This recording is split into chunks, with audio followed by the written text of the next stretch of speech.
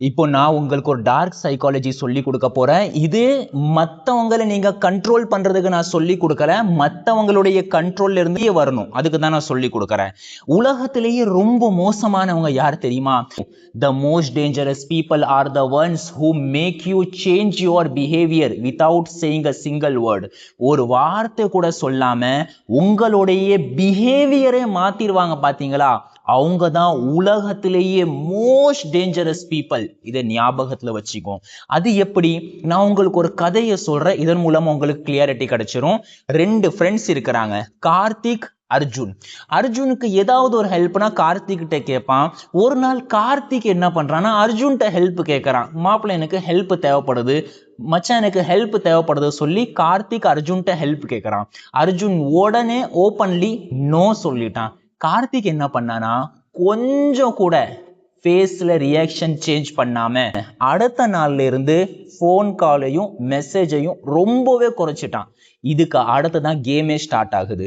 அர்ஜுனுக்கு over thinking start ஆயிடுச்சு. கார்த்திக் ஏன் என் மேல கோவமா இருக்கான், நான் தான் ஏதாவது தப்பு பண்ணிட்டேனா, எப்படி நான் கார்த்திகை சமாதானப்படுத்துறது, இல்லைன்னா இப்படியே நான் கார்த்திகை விட்டுருவா சொல்லி அர்ஜுன் அடுத்த நாள்ல இருந்து ஓவர் திங்க் பண்ண ஸ்டார்ட் பண்ணிட்டான். இங்க நீங்க கவனிச்சீங்கன்னா கார்த்திக் ஒரு வார்த்தை கூட பேசல, எந்த ஒரு கம்யூனிகேஷனும் நடக்கல. இதுக்கு பேர் தான் சைலண்ட் ட்ரீட்மெண்ட்னு சொல்லுவாங்க. இதுல கம்யூனிகேஷன் இருக்காது, இதுல கண்ட்ரோல் மட்டும்தான் இருக்கு. ஒரு வார்த்தையை கூட யூஸ் பண்ணாம நீங்க முன்னாடி உள்ளவங்களை கண்ட்ரோல் பண்ணலாம். அது எப்படி நடக்குதுன்னா, பிரெயினுக்கு ரிஜெக்ஷன் பிடிக்காது. யாராவது ரிஜெக்ட் பண்ணா பிரெயின்ல அட்டென்ஷன் அலாரம் ஸ்டார்ட் ஆயிரும். ஒருத்தங்க நம்மளை ரிஜெக்ட் பண்ணிட்டாங்க, எப்படி நான் அவங்கள சமாதானப்படுத்துறது, எப்படி அந்த ரிலேஷனை தக்க வைக்கிறது சொல்லி பிரெயின்ல அலாரம் அடிக்க ஆரம்பிச்சிரும். நோட் பண்ணிடுங்க, அவங்க தப்பு பண்ணாலும் கூட ரிஜெக்ஷனை பிரெயின் விரும்பாது. முழு உலகத்துல ரொம்ப பவர்ஃபுல்லான கண்ட்ரோல் என்ன தெரியுமா? It's making you fear that losing their approval. அவங்களுடைய அப்ரூவலை நீங்க விட்டுருவீங்க, இழந்துருவீங்க, அப்படி ஒரு பயத்தை உண்டாக்குறது இருக்க, இதுதான் உலகத்திலேயே ரொம்ப பவர்ஃபுல்லான கண்ட்ரோல். ஒருத்தங்க உங்கள்கிட்ட பேச்சை குறைக்கிறாங்க, அப்படி குறைக்கிறாங்கன்னா நீங்க நினைப்பீங்க அவ்வளவுதான், அவங்களோட அப்ரூவல் போயிடும், அவங்க இனிமேல் நம்மளை ரிஜெக்ட் பண்ணிடுவாங்க, இப்படி நீங்க நினைக்கிறீங்களே, இதான் உலகத்திலேயே ரொம்ப ஹையஸ்டான கண்ட்ரோலிங். இதுல இருந்து எப்படி வெளியே வர்றது யோசிச்சு பாருங்க. எப்படி இதுல இருந்து வெளியே வர்றான்? நீங்க அவங்களோட ரிஜெக்ஷனை தானே பயப்படுறீங்க. அந்த ரிஜெக்ஷனை நீங்க பயப்படலைன்னா நீங்க இந்த கண்ட்ரோலிங்ல இருந்து வெளியே வந்துடலாம். அதுக்கு என்ன வழி இருக்கு? 5 வழிகள் இருக்கு, 5 மெத்தட் இருக்கு. முதலாவது, டோன்ட் சேஸ் இமிடியட்லி. உடனே அவங்கள சேஸ் பண்ணாதீங்க. உடனே 10 போன் அடிக்கிறது, 100 மெசேஜ் அனுப்புறது, இப்படி நீங்க பண்ணீங்கன்னா அவங்களுடைய ஈகோவுக்கு இன்னும் பூஸ்ட் கிடைக்கும். அவங்க 2 நாள் உங்கள்கிட்ட பேச்சு குறைக்கலாம், பேசாம இருந்து சைலண்ட் ட்ரீட்மெண்ட் மூலமா உங்களை சித்திரவதைப்படுத்தலாம் நினைச்சிருப்பாங்க. எப்போ நீங்க ரியாக்ட் பண்ணுவீங்களோ, இமிடியேட்டா சேஸ் பண்ணுவீங்களோ, அவங்களோட ஈகோக்கு பூஸ்ட் கிடைச்சிடும், இன்னும் உங்களை அவங்க அலைய விடுவாங்க. 2வது விஷயம், டோன்ட் அசியூம். எதுவுமே அசியூம் பண்ணாதீங்க. பிரெயினுக்கு எப்போ ரிஜெக்ஷன் கிடைக்குமோ பிரெயின் உடனே கதை எழுத ஆரம்பிச்சிடும். என் மேலதான் ஏதாவது தப்பு இருக்கு, நான் தான் ஏதாவது மிஸ்டேக் பண்ணிட்ட சொல்லி பிரெயின் கதை எழுத ஆரம்பிக்கும் போது நீங்க ரியாலிட்டியை பார்க்கணும். அவங்க கோவமா இருக்காங்க, அதுக்கு காரணம் என் மேல உள்ள தப்பு இல்லாம ஒருவேளை அவங்க கோவப்படுற தப்பாக இருக்கலாம் தானே, இப்படி அவங்களுடைய பிஹேவியர் ஒருவேளை தப்பான பிஹேவியராக இருக்கலாம் தானே, அப்படி சொல்லி பிரெயினுக்கு நீங்க சொல்லி கொடுக்கணும். எதுவுமே அசியூம் பண்ணாதீங்க. 2வது விஷயம். 3வது ஒரு விஷயத்தை நான் உங்களுக்கு சொல்றேன், நல்லா கேளுங்க. அவங்க எதுக்காக வேண்டி சைலண்ட் ட்ரீட்மெண்ட் என்ற இந்த டூலை கையில் எடுத்திருக்காங்க சொல்லுங்க? உங்கள்கிட்ட சேஞ்சஸை உண்டாக்குறதுக்கு. இப்போ உங்கள்கிட்ட எந்த ஒரு சேஞ்சஸும் வரல வச்சுக்கோங்களேன், அவங்களுக்கு அதுவே ஒரு பேனிக்காக மாறிடும், அவங்களுக்கு அதுவே பெயின் தர ஆரம்பிச்சிடும். அதனால பி நார்மல், நீங்க நார்மலா இருங்க. எப்பவுமே உங்களுடைய ஃபேஸ் ரியாக்ஷன் எப்படி இருக்குமோ அதே மாதிரி தான் நீங்க இருக்கணும்.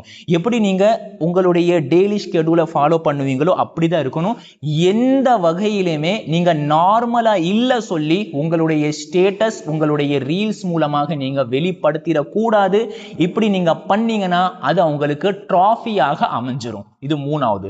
4வதாக, don't trade self respect for attention. Attention வாங்குறதுக்காக வேண்டி, மற்றவங்களுடைய கவனத்தை வாங்குறதுக்காக வேண்டி உங்களுடைய செல்ஃப் ரெஸ்பெக்டை நீங்க இழந்துடாதீங்க.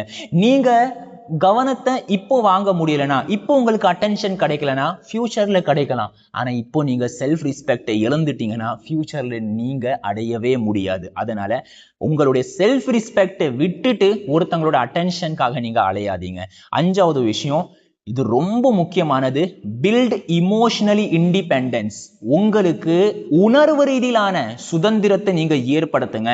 என்னோட பழக்கம் ஒன்று இருக்கு, எனக்கு ஒருத்தன் கூட நான் இமோஷனலி அட்டாச்சா இருக்கு அப்படி எனக்கு ஃபீல் ஆச்சுன்னா உடனே நான் 2ல இருந்து ஏதாவது ஒரு விஷயம் பண்ணுவேன். ஒண்ணு, அவங்கள உடனடியாக நான் வித்ட்ரா பண்ணிடுவேன், அவங்கள்ட்ட முழுமையா பேச்சை குறைச்சிருவேன்.